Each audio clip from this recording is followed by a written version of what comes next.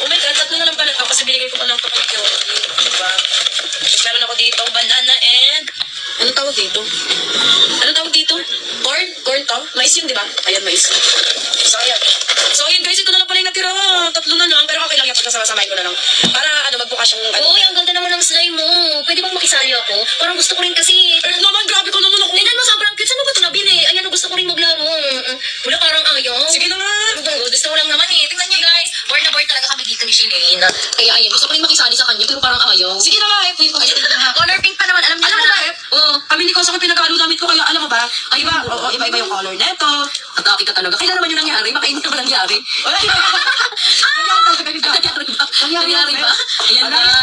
Kasi pagsasama-samahin ko siya, sige, hawakan mo muna. Pagsama-samahin natin yung slide. Grabe ka naman. Mahilig ka pala sa mga ganito. Parang parang healing. Ayaw, nawawala yan. Healing your inner child ear. Kala ko healing the process. Ay, hindi ka gaganon. Ayun guys, sobrang laki.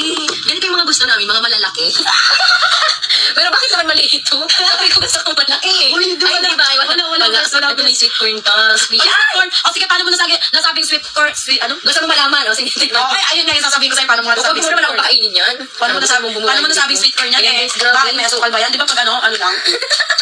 Ayan, tingnan nyo. Ganito kalaki. No, ang masaya pag malaki, guys. Dapat hindi yung kasama mo dito. Naulan eh! Parang kumakaanahan, naulan yan. Okay pa yun, nagpapahinga na yung si Koso. Ayun. Wow, grabe, sobrang nakaka-enjoy, guys. Healing our inner child Oo, era. tingnan nyo, wait lang. Ganunin natin siya, Miss. Sabihin mo siya. Ayan. Oops. Sige. Grabe, ang laki. Ay, ang laki! Wait lang, sige lang, baba ka lang. Ang laki, grabe. Nakita nyo. Kunyari si Kuya Kevin kami. Ay, Ay, kunyari guys, si Kuya Kevin kami. Nakapikat kami ng 1, 2, 3, go. Gawa tayo ng slide! 80% lang yun eh. Sige, isa pa. 100. 1, 2, 3. Wait lang. 100%. 1, 2, 3, go. Gawa tayo ng slide! Oh.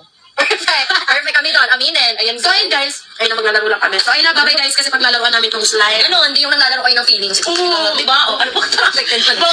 Uy, ano ka affected sa Hindi ako na-affectuhan kasi si they always love me. Weh, I'll always love you. Always giving you some stuff. Mukhayo ka eh. Ay, palagi niyang katabi yun. Oh, palaging kaya ka. Oh, guys, ito guys. Ay, dito na kayo laro yung mga stuffed toys ko sa likod na Sige, sa sige. Ano? Sorry, hindi ka kasi binibigyan. Kaya nga.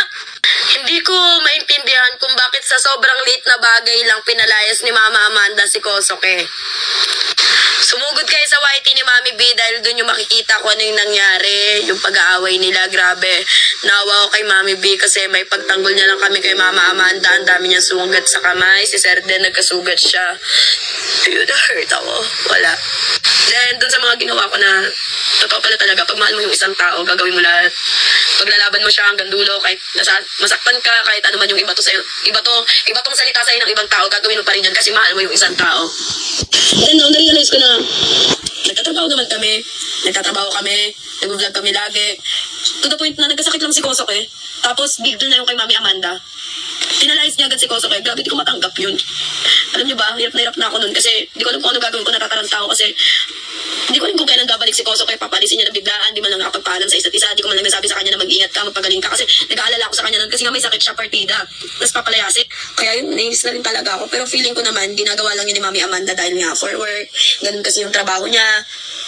Disiplina na rin siguro sa amin yun. Disiplina na rin. Kaso nga lang yung paalisin niya talaga si Kosok eh. Kaya. Kasi, kailan siya babalik? Di ko alam kung kailan siya babalik. Kasi iniisip ko kung nasa maayos ba nakalagayan si Koski ngayon. Okay lang ba siya? Uminom na ba siya ng gamot? Kasi pag ako yung may sakit, inaalagaan niya ako lagi. Ngayon siya yung may sakit. Di ko man lang siya maalagaan. Di ko man lang siya mamuntahan kasi sobrang layo niya. Hindi ko nga alam kung nasan siya ngayon. So sana, wish na lang natin na makabalik na dito si Kosok eh. Para maayos na lahat.